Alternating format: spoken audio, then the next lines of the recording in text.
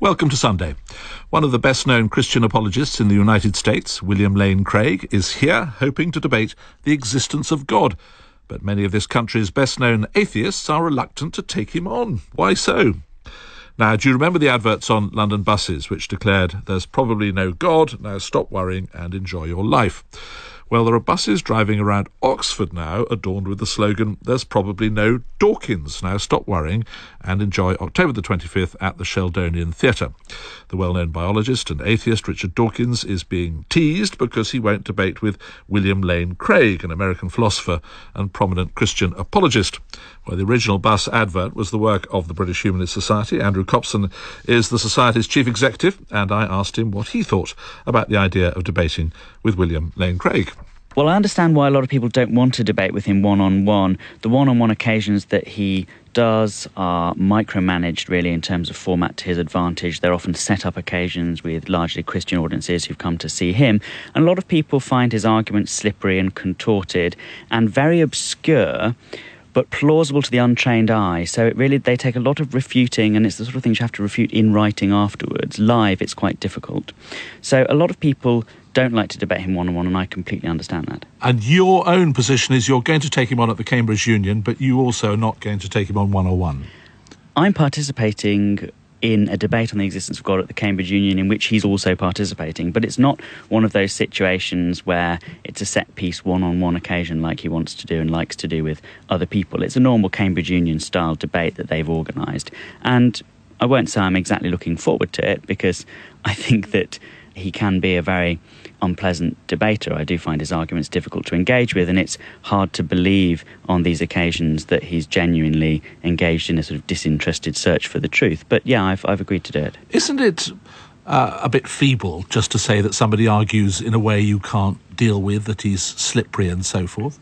I mean, you ought to be able to deal with his arguments, oughtn't you, if you think he's wrong? They can be dealt with, but the format in which these confrontations occur is not the format in which they are best dealt with. I mean, if someone makes an argument that is superficially plausible, but really you need to go 15 or 20 steps back in the reasoning to take it on, you can't really do that in the constraints of the format, especially the one-on-one debating format. You need to do it in a more thoughtful way at length. And so if you go online at the various blogs that review this guy and his performances, you'll find that his arguments are beautifully refuted, but it does take that back-thinking, that sort of fuller explanation and exposure to demonstrate that. It's impossible to do, really, with a 6-minute response to a 6-minute speech that then goes down to a 5-minute response in the format that is often preferred for these occasions. Another reason why people don't want to engage with him is whatever the actual result of the debate, in the past, as soon as it's over, all these groupies go online on various Christian blogs and YouTube and whatever, posting videos saying William Lane Craig thrashes insert famous atheist or humanist here. So I think the publicity machine that lies behind his endeavours is also pretty unpleasant. You will see, I'm sure, that a lot of people will hear that a very well-known atheist like Richard Dawkins is refusing to engage in debate, and people will conclude that many atheists are frightened of him. At all the occasions that I know of, he's got people who've agreed to speak against him, distinguished atheists, philosophers and scientists and different humanists. I think it'd be ridiculous to say, and it's self-aggrandising for him to say and for his publicity machine to say, that somehow everyone's running scared of him or they won't engage on the issues.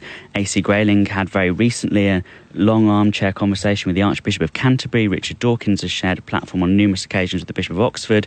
Many people, humanists and atheists, are happy to engage with religious people on these questions. They just don't really want to engage with this guy for all the reasons that I've outlined.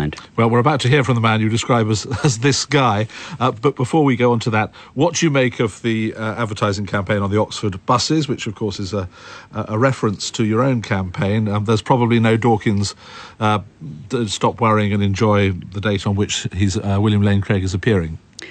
I think it's a cheap shot, but it's a free country, and I hope that plenty of people do go along and refute him from the floor. Well, Professor Craig is on the line now. Good morning. Good morning. This is a question to which I think I already know the answer, but do you plead guilty to any of that?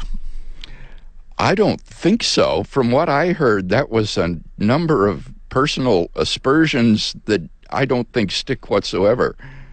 Well, one of them is that you don't really engage in debate. You construct your arguments in a way which makes it impossible to have a fruitful conversation. Yeah, it's just extraordinarily disingenuous.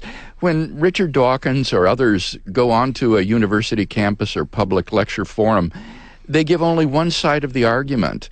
And what I do is choose not to go solo, but to give the other side an equal opportunity to speak to the student audiences so that students can hear both sides of an issue and then make up their own mind. It just strikes me as extraordinary that people would criticize me for giving the other side an equal chance to present their best case, which is what I always try to do. Well, before we go on to the substance of one or two of the things you've said, just a quick word about this bus campaign. Do you think it is a little trivial, a little childish?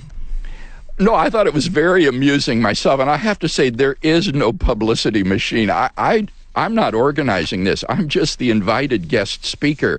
Anything that has been done to publicize or promote the campaign has been done here by the host groups that are inviting me to come. I've got nothing to do with it. But I was very amused when I saw the signs because it played so nicely off of that London bus campaign, "There probably is no God." In this case, probably there is no Dawkins on October 25th at the Sheldonian Theater. So what we've chosen to do is, if he doesn't show up, I'll simply give a lecture criticizing his arguments in his book, The God Delusion.